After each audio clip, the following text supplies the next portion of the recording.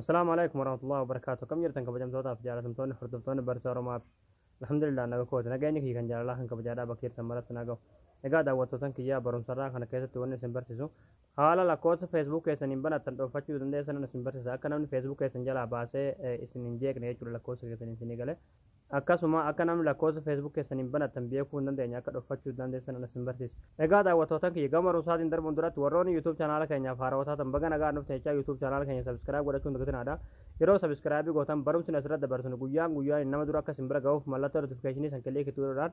achi booda ol kajjachuu irratti tuqachuun dagatinadha. Akkasuma barumsan garaadhaa sin darbee yuutuub chaanaala keenya irra seenuudhaan waan isin dhibe barachuu dandeessanii barumsi keenya isinitti tola viidiyoo keenya laayik gootanii nuuf jabeessuun dagatinadha. Egaa gamanumaan gama barumsaan dabarsaa hanga xumura viidiyoo keessatti afaan turaan hordofaatiin hin jira.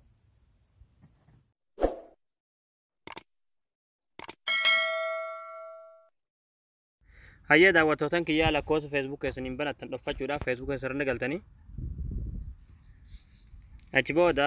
sarara sadii irratti kilikni gootanii achi booda maqaa feesbuuk keessarratti kilikni gootanii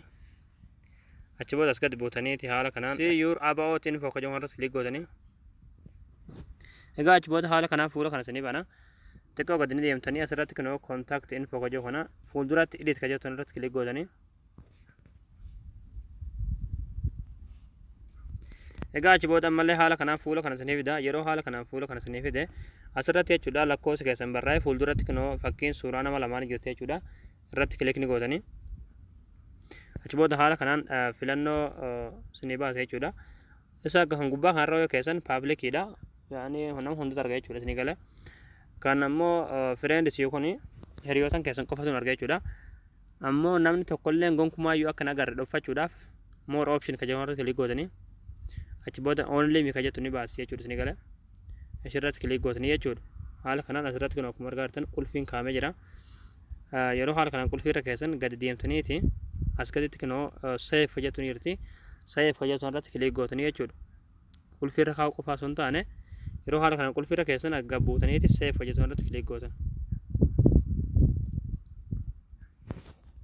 egaa